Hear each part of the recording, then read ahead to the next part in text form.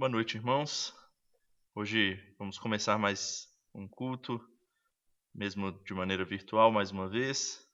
E vamos iniciar o culto abrindo a palavra do Senhor, conforme escreveu o evangelista Mateus. Convidar a você que abra a sua Bíblia no Evangelho segundo escreveu Mateus, capítulo de número 6. Nós leremos dos versos 19 a 24. Mateus 6, de 19 a 24. Eu vou convidar que você leia junto comigo aí mesmo em sua casa. Eu vou ler de uma maneira um pouco mais lenta para que vocês possam me acompanhar. A palavra do Senhor diz assim: Não acumuleis para vós outros tesouros sobre a terra, onde a traça e a ferrugem corroem, e onde ladrões escavam e roubam. Mas ajuntai para vós outros tesouros no céu, onde traça nem ferrugem corrói, e onde ladrões não escavam nem roubam. Porque onde está o teu tesouro, aí estará também o teu coração. São os olhos a lâmpada do corpo. Se os teus olhos forem bons, todo o teu corpo será luminoso.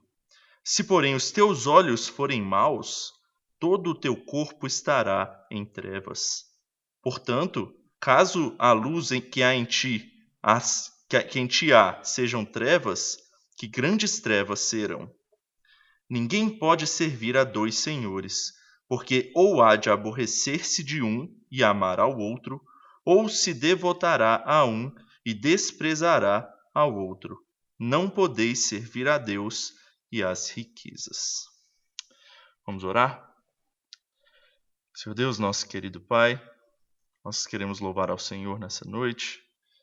Por isso nós estamos cultuando ao Senhor, independente das circunstâncias em que nos encontramos, ó Pai. Pois o Senhor é merecedor de todo louvor e de toda adoração, Pai.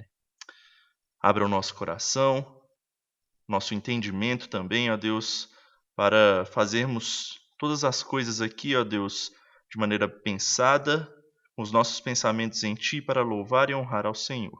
É o que te pedimos e oramos no nome de Cristo Jesus. Amém. Vamos nesse instante louvar ao Senhor com o hino de número 19.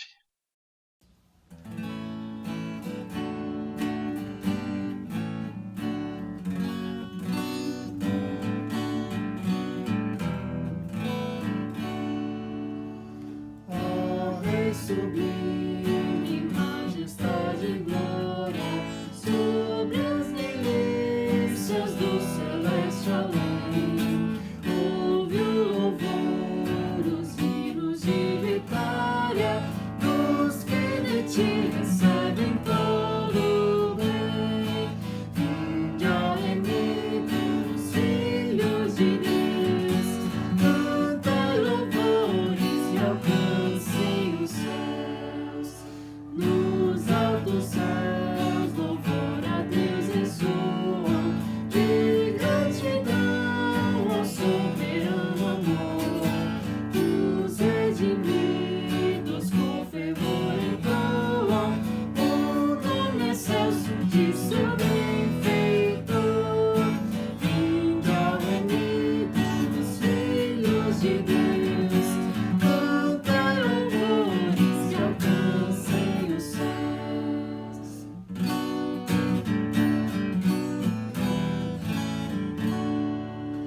Eterno Deus, teus filhos prostrados perante o brilho da superna luz, pois do pecado foram resgatados, agora rendem glórias a Jesus.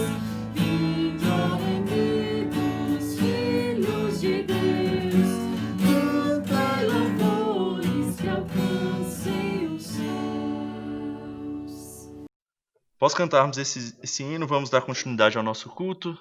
Vamos continuar a leitura no mesmo texto, Mateus capítulo de número 6, os versículos posteriores, do 25 até o versículo de número 34. Mateus 6, de 25 a 34. Peço que você acompanhe a leitura da palavra do Senhor, que diz assim: Por isso vos digo, Não andeis ansiosos pela vossa vida, quanto ao que haveis de comer ou beber, nem pelo vosso corpo, quanto ao que haveis de vestir. Não é a vida mais do que o alimento, e o corpo mais do que as vestes? Observai as aves do céu. Não semeiam, não colhem, nem ajuntam em celeiros. Contudo, vosso Pai Celeste as sustenta. Porventura não valeis vós muito mais do que as aves? Qual de vós, por ansioso que esteja, pode acrescentar um côvado ao curso da sua vida? E por que andais ansiosos quanto ao vestuário? Considerai como crescem os lírios do campo. Eles não trabalham, nem fiam. Eu, contudo, vos afirmo que nem Salomão, em toda a sua glória, se vestiu como qualquer deles. Ora, se Deus veste assim a erva do campo, que hoje existe e amanhã é lançada no forno, quanto mais a vós outros, homens de pequena fé. Portanto, não vos inquieteis dizendo: que comeremos, que beberemos, ou com que nos vestiremos? Porque os gentios é que procuram todas estas coisas. Pois vosso Pai Celeste sabe que necessitais de todas elas. Buscai, pois, em primeiro lugar o seu reino e a sua justiça, e todas estas coisas vos serão acrescentadas. Portanto, não vos inquieteis com o dia de amanhã, pois o amanhã trará os seus cuidados. Basta o dia o seu próprio mal. Amém. Nesse instante, peço que você feche seus olhos, abaixe sua cabeça e confesse ao Senhor os seus pecados. Confesse ao Senhor os seus anseios, peça perdão a Ele e depois de alguns minutos nós faremos uma oração em voz audível.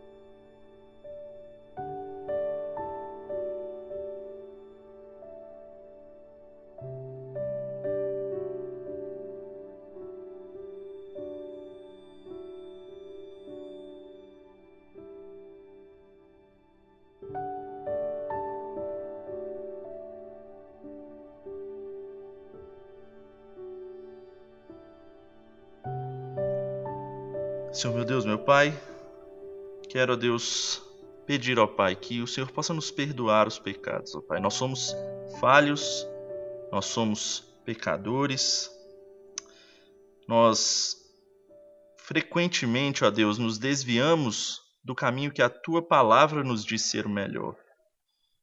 Muitas vezes nós somos cativados por esse mundo, Deus.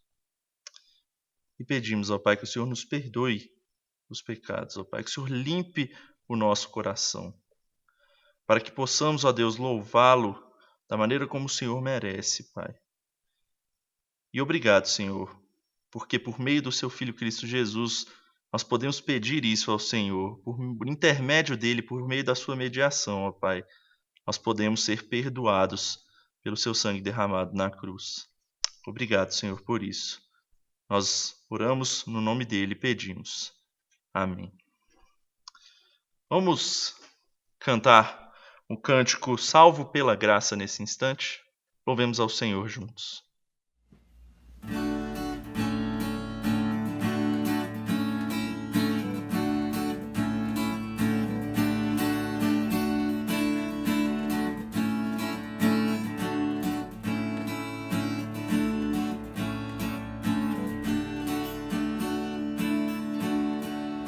Justificado eu fui, santificado eu sou, glorificado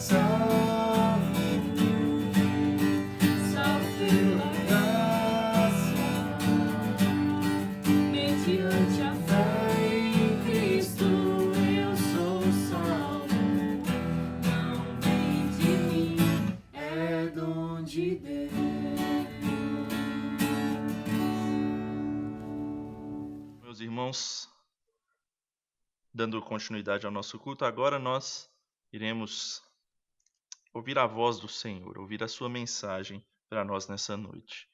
Eu peço que você abra a palavra do Senhor conforme está registrado no livro de Daniel.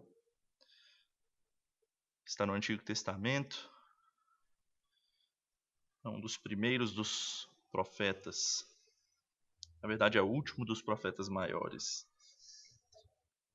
Peço que você abra sua Bíblia ali em Daniel, capítulo 1. Nós leremos todo o capítulo.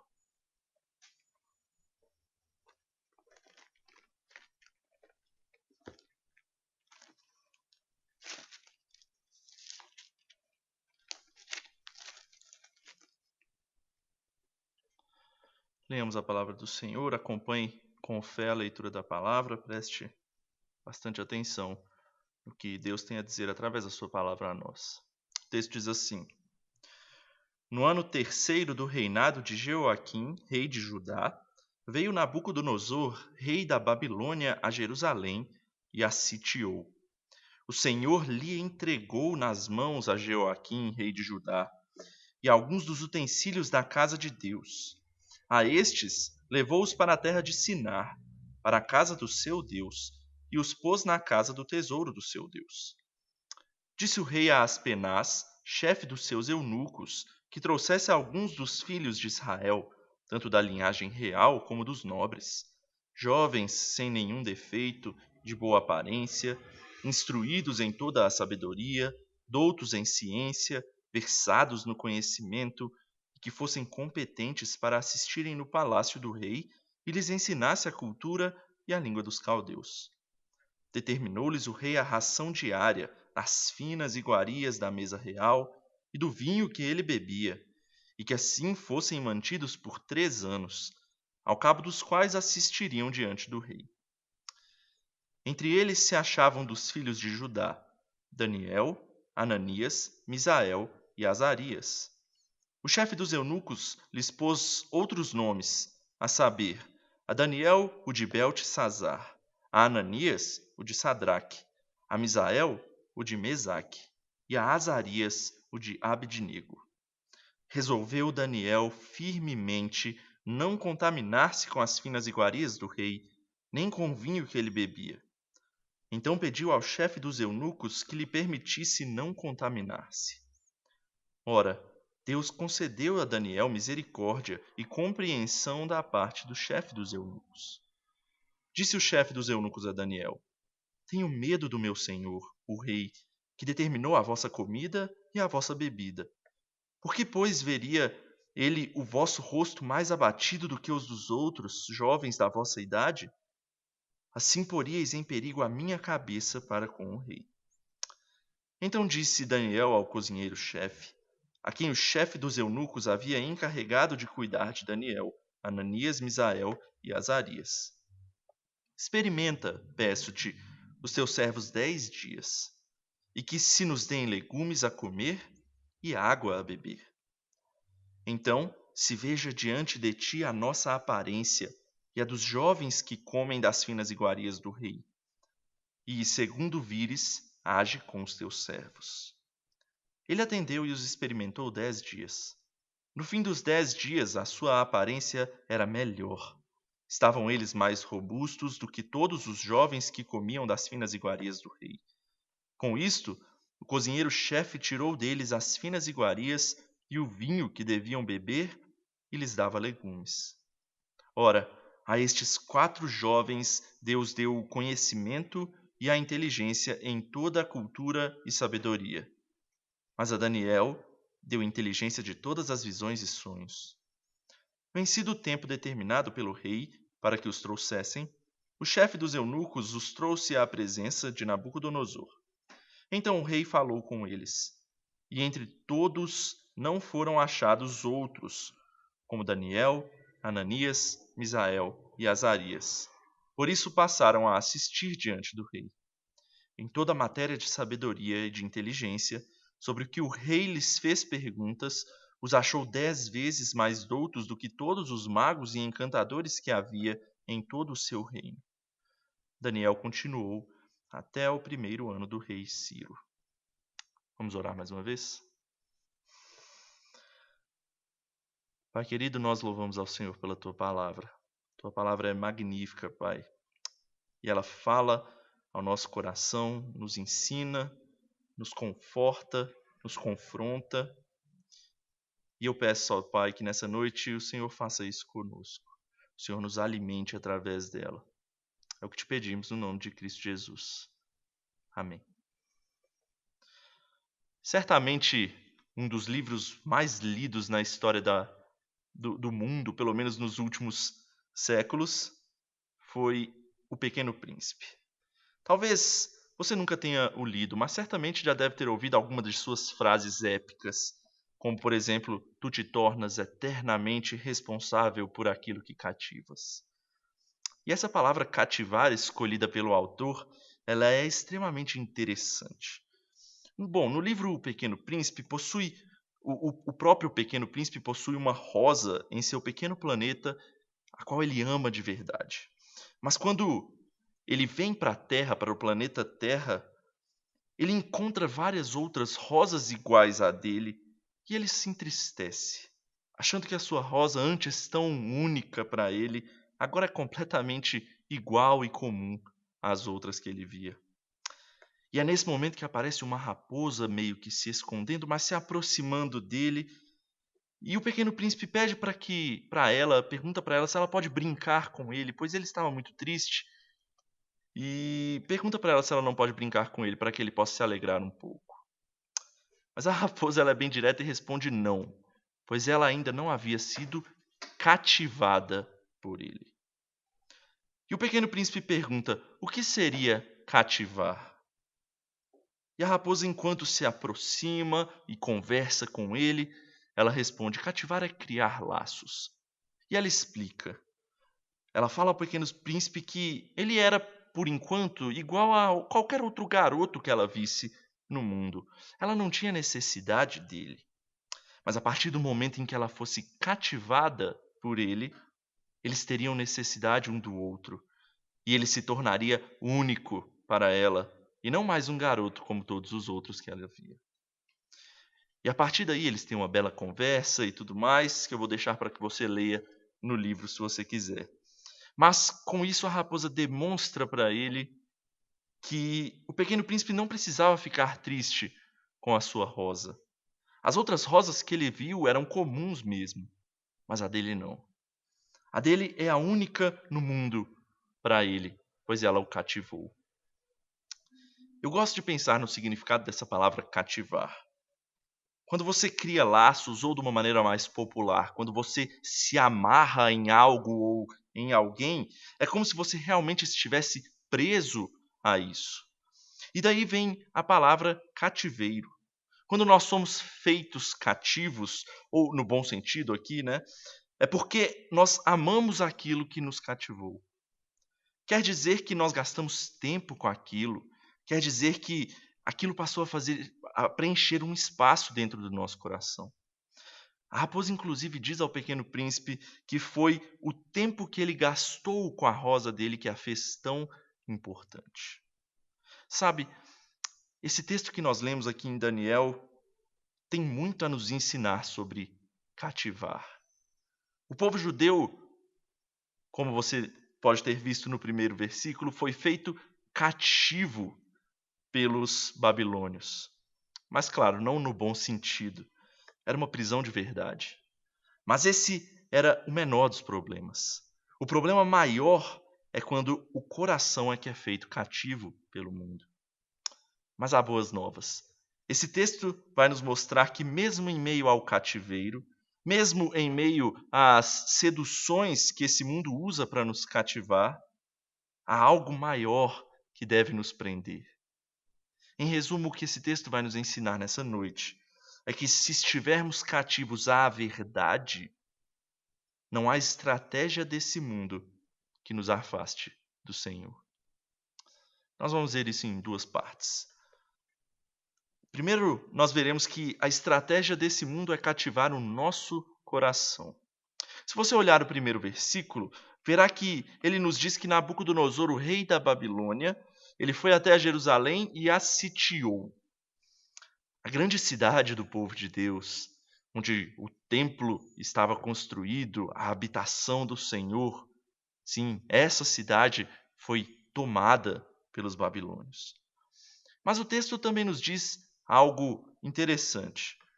No início do versículo 2, o texto diz que foi o Senhor que lhes entregou nas mãos a cidade. E por que isso? Você deve se lembrar que a relação do povo de Israel com Deus era parecida com uma montanha russa. O povo às vezes estava firme e fiel, mas muitas vezes era idólatra e distante de Deus. Na verdade, estavam mais longe do que perto a maioria das vezes. E por isso, ao longo do tempo, Deus foi anunciando que eles iriam sofrer as consequências por isso. Israel, o reino do norte, já havia sido tomado. Agora Judá, o reino do sul, que havia chegado ao seu auge da idolatria, foi entregue pelo próprio Deus como consequência de seus pecados nas mãos dos babilônios. Mas é importante que fique claro uma coisa aqui.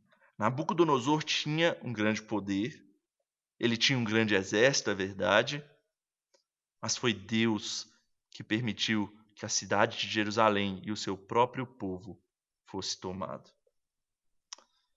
E por que Deus fez isso? Deus fez isso para demonstrar sua justiça, pois pecado traz consequências. Mas Deus também o fez por amor. Sim, a correção é uma forma de amor. Deus ele tinha uma aliança com aquele povo, é verdade que aquele povo quebrou aquela aliança várias e várias vezes, mas ainda haviam promessas das quais Deus nunca se esquece. Por isso, Deus tinha um plano e ele queria ensinar ao seu povo por meio dessa correção. Deus nos ensina por meio da correção. Isso é demonstração de amor da parte dele. Nós aprendemos com o erro e nos tornamos mais fortes e mais próximos a ele. E Deus sabia que havia um remanescente fiel dentre o povo que o ouviria e retornaria aos caminhos dele. Mas ele não disse que seria algo fácil. E é aí que entra a estratégia de Nabucodonosor para com os seus prisioneiros. Bom, Nabucodonosor trouxe prisioneiros. Mas veja que não eram quaisquer prisioneiros que você possa estar imaginando aí. O texto diz que eram jovens, tanto da linhagem real como dos nobres. O versículo 4 diz assim: jovens sem nenhum defeito, de boa aparência, instruídos em toda sabedoria, doutos em ciência, versados no conhecimento, e que fossem competentes para assistirem no palácio do rei e lhes ensinasse a cultura e a língua dos caldeus. Veja que não eram guerreiros ou os grandes soldados, e também não eram os grandes políticos de Israel, líderes, mas jovens promissores. Qual será que é a ideia de Nabucodonosor por trás disso? A sua estratégia começa a ficar um pouco mais clara no versículo 5, quando mostra como eles seriam tratados ali. Veja lá. Determinou-lhes o rei a ração diária das finas iguarias da mesa real e do vinho que ele bebia, e que assim fossem mantidos por 3 anos, ao cabo dos quais assistiriam diante do rei. Veja só, eles não seriam prisioneiros, algemados num calabouço, atrás das grades, com a bola de ferro nos pés, mantidos à base de pão e água, ou qualquer coisa que você poderia ter imaginado. Na verdade, eles eram mais parecidos com convidados, cheios de privilégios, viveriam no conforto do palácio, aprendendo e estudando sobre a cultura que agora eles estavam inseridos, comendo do bom e do melhor, da própria comida do rei, do vinho do próprio rei, sabendo que foram escolhidos por serem a nata de Israel, por serem belos e inteligentes. Parece até melhor que Jerusalém, não é não? Mas essa é justamente a estratégia de Nabucodonosor aqui. Ele não queria prisioneiros tristes e fracos que só estariam lá para fazer trabalhos forçados até a morte. Na verdade, a intenção dele era justamente trazer jovens promissores que poderiam ser moldados e trabalhados para serem usados de forma produtiva para o seu império. Ele queria pessoas úteis para o que ele queria. Mas Nabucodonosor se mostra astuto. Como será que ele faria isso? Ele sabia que fazendo isso à força, ele não iria chegar a lugar algum. Então ele tem uma ideia bem mais sagaz. Os israelitas tinham toda uma origem, uma cultura própria que seria difícil tirar deles. Mas eles também tinham muitos deuses, muitos desses pontos eram contrários à cultura babilônica. Então, a sua estratégia é deletar a cultura israelita deles e ensiná-los a cultura babilônica. E para isso, ele usa a pior prisão que um prisioneiro poderia ter: o conforto. Quando um prisioneiro está confortável, quando ele está cheio de privilégios, ele rapidamente se esquece de que ele mesmo é um prisioneiro. Lembre-se, eram jovens imaturos que rapidamente ficariam acostumados com a vida boa por terem sido escolhidos por serem aparentemente melhores que os outros, com boas perspectivas futuras se cumprissem aquilo que o rei pediu a eles. Certamente eles logo iam se acostumar com a sua nova posição, se esquecendo até de suas origens. As algemas se tornariam a própria liberdade. Na verdade, os babilônios nem usariam algemas ou grades, pois o coração deles é que se tornaria cativo naquele cativeiro. Meus irmãos, eu queria que vocês refletissem um pouco sobre essa parte. Não é exatamente assim que o mundo faz conosco? Ele não usa de algemas e grades para nos prender. O caso de Daniel e seus amigos, inclusive, era até um pouco mais difícil, porque eles estavam obrigados a cumprir as exigências do rei. Nós não. A maioria das coisas que o mundo nos oferece nos são passíveis de escolhas. O mundo nos dá privilégios, o mundo nos oferece conforto e facilidade, e às vezes ainda diz que a Bíblia é que nos prende por sugerir caminhos diferentes.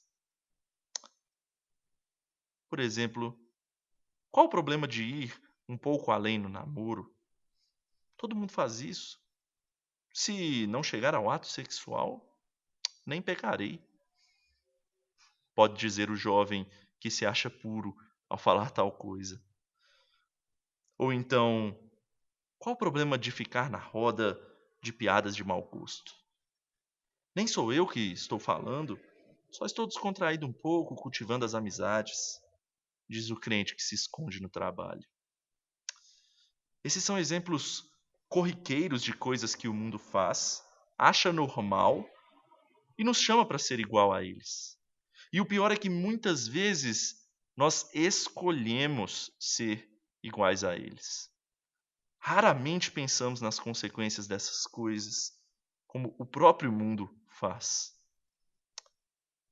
O mundo simplesmente oferece como parte do seu conforto e privilégio, que é o que ele chama de liberdade. E aos poucos é isso que vai te prendendo como algemas invisíveis. E nos cativa de tal forma que escolhemos ouvir ao mundo ao invés de seguir os caminhos da palavra do Senhor. E talvez ainda pior de tudo, o mundo aos poucos vai nos fazendo esquecer de quem nós realmente somos, de quem nós somos criados para ser, criados à imagem e semelhança do próprio Deus para a sua honra e glória.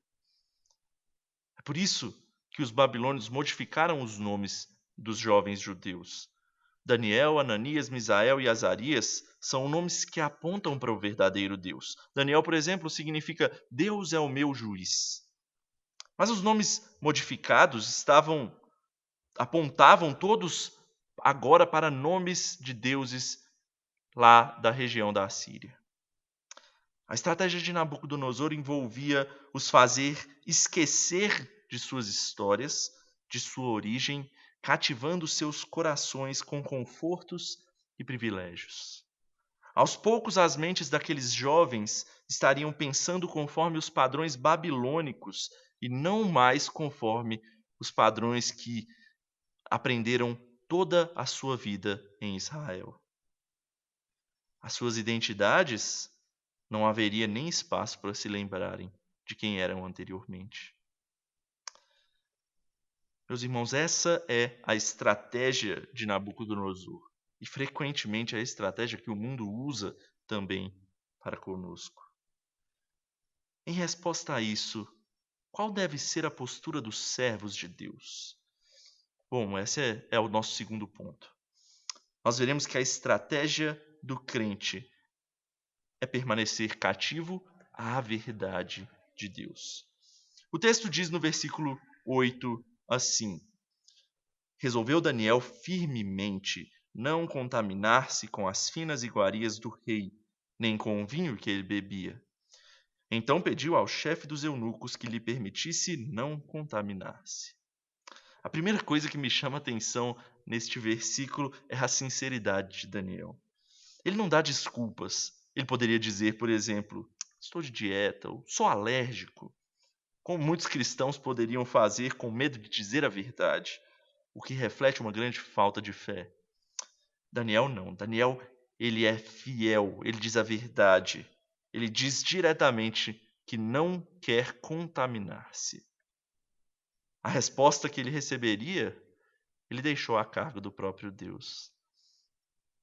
Mas a pergunta que surge nessa passagem é: por que Daniel resolveu não se contaminar com a comida, mas sobre a mudança de nome e a reeducação para a nova cultura pagã, ele não disse nada? Muitos falam das questões alimentícias aqui. Alguns dizem que eram comidas sacrificadas a ídolos e, portanto, impuras. Mas na Babilônia não só eram oferecidos sacrifícios de sangue, mas todo quanto é tipo de comida era oferecida aos deuses deles, o que faria de tudo coisa impura, inclusive os próprios legumes. Outros dizem que o problema seria a quebra das leis alimentícias que estão escritas lá em Levítico. É verdade que legumes não eram proibidos lá. Mas o vinho que Daniel e seus amigos rejeitaram também não era proibido lá, o que faz dessa explicação ser insuficiente também. Toda a comida provavelmente era impura. Não havia como fugir disso. Por que então Daniel toma essa decisão? Eu gosto de como o reverendo Weber Jr. responde essa questão. Ele diz assim: aceitar a mudança de nome e até a educação pagã é como tolerar certo grau de impiedade na escola ou na empresa, contanto que não afete o nosso interior. Afinal, não temos como evitar toda a prática do mal neste mundo perverso. Toleramos muita iniquidade ao nosso redor. Porém, quando os padrões impostos começam a mudar a nossa mentalidade, o botão de alerta precisa ser acionado. E julgo que a estratégia mais eficaz do mundo é a de conduzir você a pensar com os mesmos padrões que eles pensam em coisas que aparentemente não são pecaminosas. O que o pastor Weber Jr. está nos dizendo aqui é que tem coisas que a gente consegue tolerar sem que isso mude quem nós somos de fato. Mas é preciso que, de alguma forma, nós sejamos lembrados da nossa lealdade para com o nosso Deus e não com o mundo. Por isso, quando possível, devemos fugir daquilo que pode cativar o nosso coração, mesmo não sendo algo pecaminoso em si, mas que é perigoso o suficiente para mudar a nossa mente.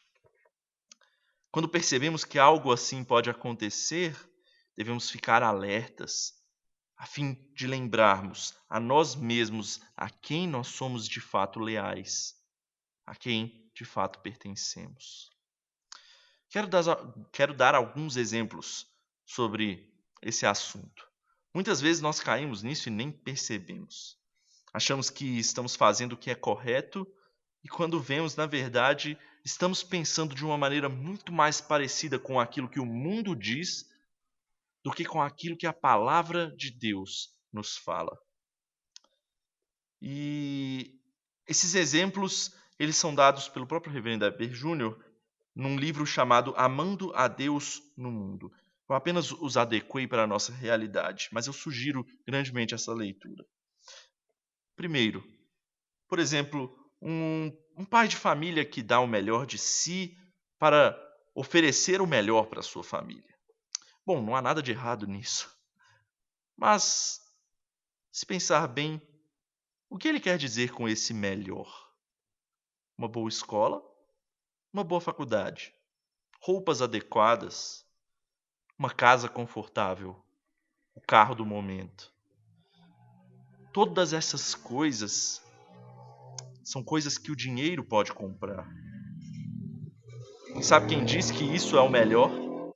O mundo. Para o mundo, isso é fazer o melhor para a sua família.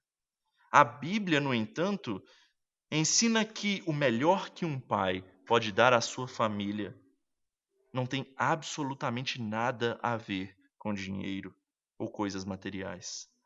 A Bíblia diz que o melhor é buscar o reino de Deus e a sua justiça, e todas as outras coisas vos serão acrescentadas. Foi justamente isso que lemos no início desse culto. Qual tipo de homem de família você mais tem procurado ser?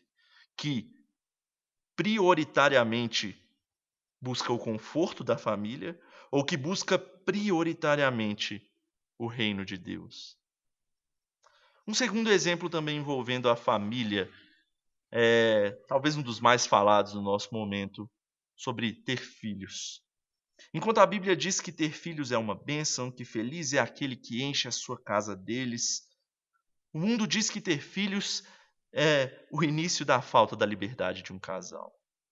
O mundo mede a quantidade de filhos em dinheiro, mostrando quão absurdamente caro é ter os filhos nos mínimos padrões.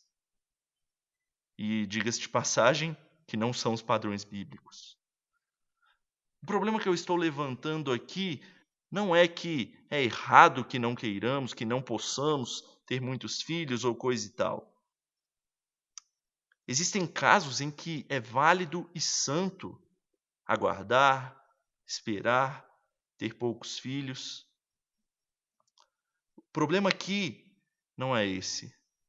O problema é que muitas vezes nós não estamos pensando mais conforme a Bíblia nos indica, mas como o mundo nos dita as regras. Perceba que nenhum desses casos que coloquei aqui são pecaminosos em essência. Mas à medida que convivemos com o mundo, e o mundo vai martelando essas ideias na nossa cabeça, sua visão dessas coisas passa, na nossa cabeça, a visão dessas coisas, a gente passa a pensar mais como eles do que como a palavra de Deus nos diz, nos sugere o caminho. É por isso que Daniel rejeitou os privilégios que poderiam cativá-lo naquele cativeiro. E Deus foi misericordioso para com ele. O texto nos diz que o chefe dos eunucos ficou receoso sobre aceitar o pedido de Daniel. Ele inclusive disse a ele do perigo que correria se fosse descoberto. Mas Deus agiu e foi misericordioso e deu compreensão ao chefe dos eunucos. Ali então eles fizeram um experimento por 10 dias e Deus mais uma vez os abençoou. E não foi a dieta de Daniel que simplesmente os fez mais robustos do que os outros. Se você comer legumes, só comer legumes e tomar água por 10 dias, você não espere um resultado tão bom como o de Daniel e seus amigos. Daniel agiu por fé. E Deus usou de meios sobrenaturais para abençoá-los. Deus demonstrou seu amor, retribuindo-os por sua obediência e fé. Mas até mais do que isso. Deus concedeu bênçãos muito além do que eles esperavam. Veja o versículo 17. Ora, a estes 4 jovens, Deus deu o conhecimento e a inteligência em toda a cultura e sabedoria. Mas a Daniel deu inteligência de todas as visões e sonhos. E quando acabou o período de reeducação que o rei determinou, o texto diz também que entre todos não foram achados outros como Daniel, Ananias, Misael e Azarias. Por isso passaram a assistir diante do rei. Em toda a matéria de sabedoria e de inteligência sobre que o rei lhes fez perguntas, os achou 10 vezes mais doutos que todos os magos e encantadores que havia em todo o seu reino. Nabucodonosor, em sua estratégia, queria que aqueles jovens se tornassem úteis para os seus propósitos, para o seu enriquecimento próprio e crescimento de sua nação. Deus quer que nós sejamos úteis, mas úteis para Ele, úteis para o seu propósito de redenção nessa terra. Por isso nós não temos de fugir do mundo por sermos crentes. Veja que não foi isso que Daniel e seus amigos fizeram. Mas temos de viver nesse mundo conforme a Bíblia nos ensina. Não devemos descartar a sabedoria desse mundo, mas devemos olhar para toda ela através do nosso padrão. E que padrão é esse? Conforme a palavra de Deus nos ensina. Se vivermos nesse mundo olhando todas as coisas através dos óculos, das lentes da palavra de Deus, certamente saberemos reter tudo aquilo que é bom, não desprezando as coisas boas deste mundo, mas glorificando ao Senhor em todas elas. Deus deu sabedoria àqueles jovens. Mas, meus irmãos, eles estavam apontando para uma sabedoria muito maior. A Bíblia diz que Cristo Jesus é a própria sabedoria encarnada. Isso quer dizer que em Cristo, o próprio Deus, reside toda a sabedoria. E Ele nos concede esse dom, Ele nos dá essa oportunidade de conceder esse dom por meio dele mesmo. O que eu quero dizer com isso? É que para sermos sábios e agirmos com a verdadeira sabedoria, devemos aplicar a mente de Cristo em toda e qualquer situação que passarmos. Dessa forma, nós seremos úteis para o Senhor. E não só para o Senhor, úteis para o mundo criado por Deus. É impressionante que muitas vezes nós cristãos pensamos o oposto disso. Nós achamos que por sermos cristãos, seremos marginalizados, seremos alvo de chacota e nos retraímos. Esse texto nos mostra que as coisas não funcionam assim. Daniel e seus amigos demonstraram que a sabedoria de Deus é maior que a dos homens. E por isso eles encontraram favor de Deus, mas também favor dos próprios homens. Tanto que eles foram reconhecidos diretamente pelo rei do maior império da época. Talvez depois de ouvir isso você possa me dizer: eu jamais vou ser igual a Daniel e seus amigos. Eles eram jovens prodígios, super inteligentes, fizeram coisas grandiosas demais que eu não estou nem perto. Bom, eu sei disso.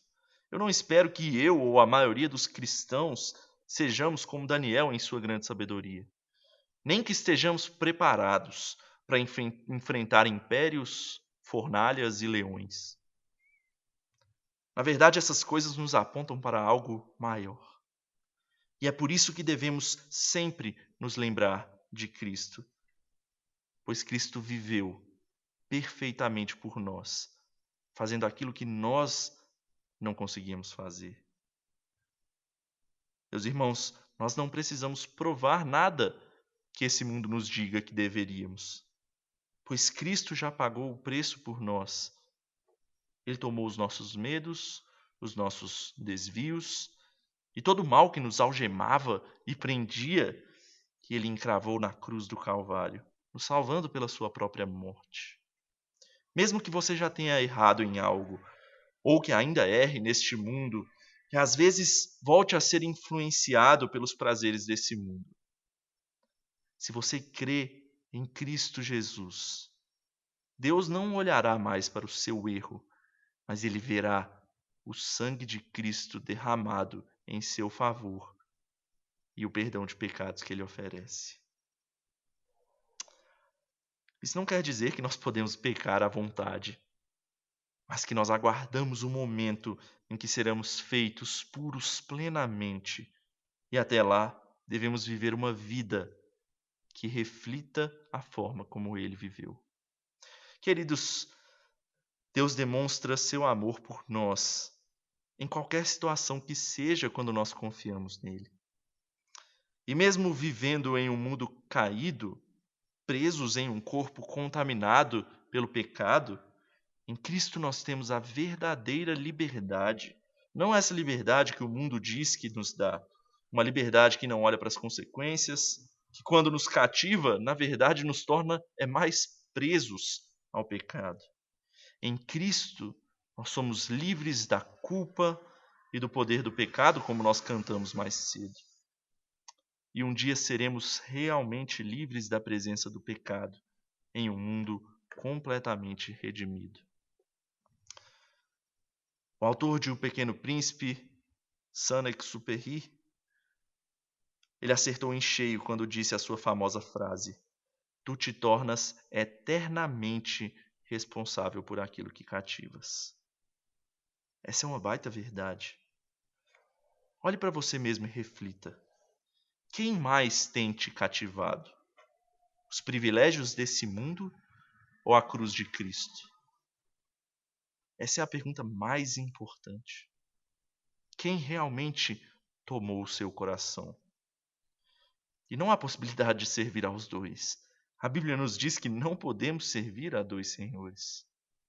Lembre-se, um desses se tornará eternamente responsável por você. A palavra que Saint-Exupéry usou foi bastante acertada. Eternamente. A resposta a essa pergunta ela é eterna.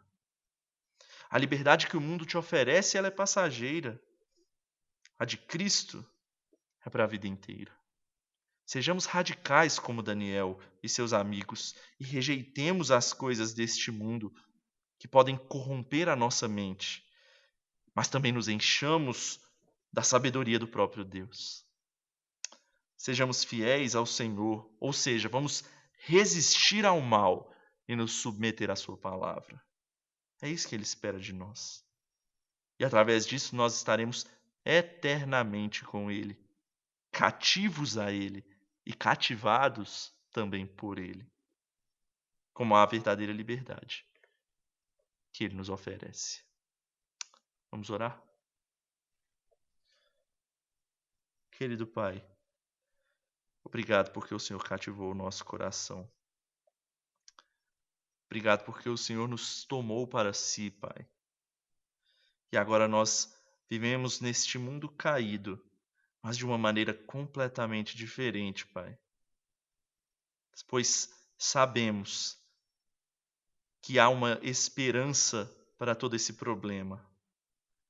Que um dia, ó Pai, nós estaremos plenamente com o Senhor. Ó Pai, nós vivemos no cativeiro do pecado, mas por meio do sangue de Jesus, nós somos livres do poder e da culpa do pecado. Obrigado, Senhor, por isso.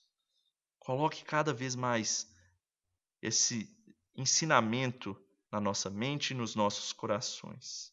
E nos ajude, Pai, a não cair nas artimanhas deste mundo e do diabo, Pai, que tenta nos cativar e nos tomar para eles mesmos.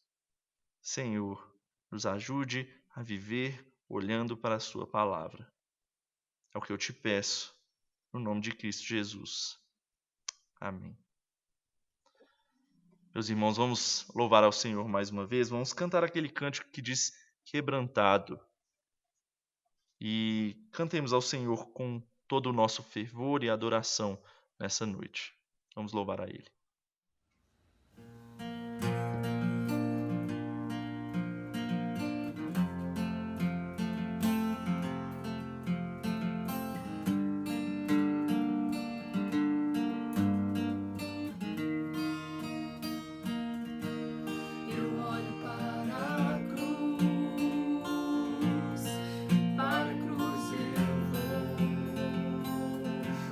meu sofrer participar,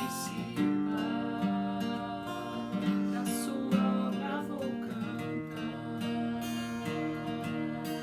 meu Salvador na cruz mostrou o amor do Pai, o justo Deus.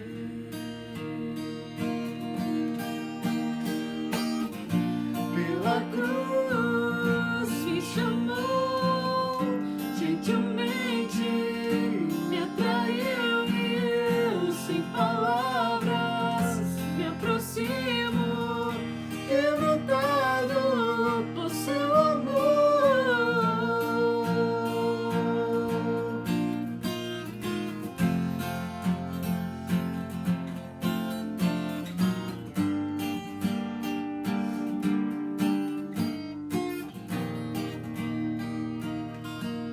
Imerecida vida,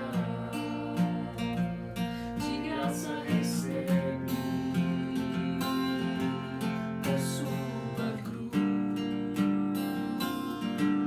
da morte me livrou, trouxe minha vida. Eu estava condenado, mas agora pela cruz eu fui reconciliado.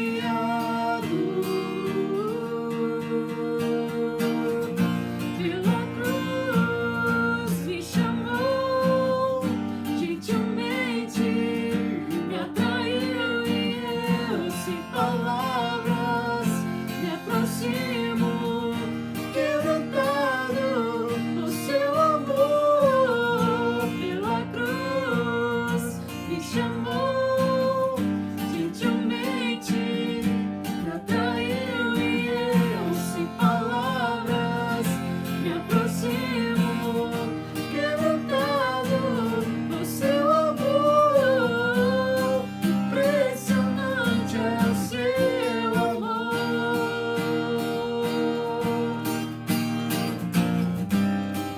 Me redimiu e me mostrou o quanto é fiel. Impressionante é o seu amor.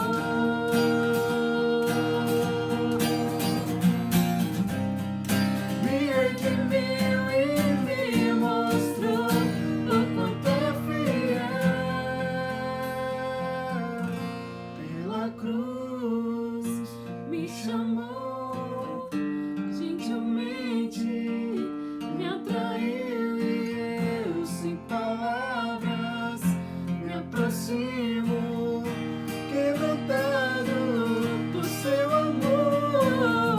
Pela cruz me chamou, gentilmente me atraiu e eu, sem palavras, me aproximo, quebrantado por seu amor.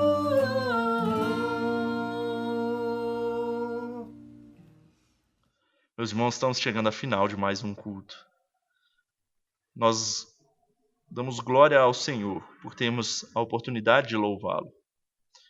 E vamos orar continuamente para que possamos retornar o mais breve possível em boas condições para podermos nos reunir aqui no templo e louvarmos ao Senhor juntos, participarmos dos sacramentos, dos louvores, das orações, de maneira conjunta aqui.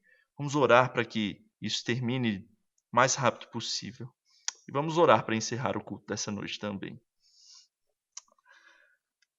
Senhor meu Deus, obrigado, Pai, por mais um culto, por mais um dia do Senhor, por mais um dia em que podemos ouvir da Tua palavra, por mais um dia que podemos nos alimentar e nos fortalecer para passar mais uma semana nesse mundo difícil, mas, ó Deus, esperançosos, pois temos ao Senhor, o Senhor ao nosso lado. Obrigado por isso, Pai. Cuide de nós nas nossas casas, cuide, ó Pai, das nossas vidas em meio a esse caos que esse mundo está, por causa desse vírus. mas nós louvamos ao Senhor porque já temos visto que as coisas têm melhorado e aos poucos elas vão voltando ao normal. E peço ao Pai que o Senhor minimize ao máximo esse tempo, para que juntos possamos vir aqui ao templo louvar ao Senhor. É o que eu peço, no nome de Cristo Jesus, oramos. Amém. Agora a bênção pelo reverendo Jolson. Irmãos, recebeis a bênção do Senhor. Que a graça do nosso Senhor e Salvador Jesus Cristo, que o amor de Deus Pai, o nosso Criador e eterno sustentador, que a comunhão do Espírito Santo, o nosso Confortador e Consolador, esteja, amados irmãos, conosco, com toda a Igreja de Jesus Cristo que está ouvindo, com todo o povo de Deus reunido e que se estenda sobre toda a face da terra para a honra, glória e louvor do nosso Deus Trino. Amém. Assim está encerrado. Que Deus abençoe você, onde quer que você esteja, com a graça maravilhosa do Senhor. Amém, irmãos. Louvado seja Deus. Irmãos, é importante também nós deixarmos alguns avisos. Os dias de culto que nós tínhamos na igreja, terça e quinta-feira, escola dominical e também o culto no domingo à noite, nós sempre teremos um culto, uma programação. Na terça-feira, às 20 horas, na quinta-feira, às 20 horas, 8 horas da noite, e na escola dominical, no domingo, às 9 horas, nós teremos os nossos cultos no mesmo formato, pelo Meet. Se você tiver alguma dificuldade, não tem problema. Nós temos o nosso irmão Diácono William, nós temos também o nosso irmão presbítero Wilquias, nós temos o presbítero Epitácio, o presbítero Jaime e outros irmãos que podem estar ajudando. Então, não tenha nenhum receio. Qualquer coisa, entre em contato com um deles ou com a gente para que a gente possa direcionar. No domingo à noite, aí nós teremos o nosso culto pelo YouTube. Então, vai estar disponibilizado para os irmãos, para a igreja, a partir das 18 horas. Esteja atento para que você possa aproveitar terça, quinta, domingo na escola dominical e também domingo à noite. Que Deus nos abençoe.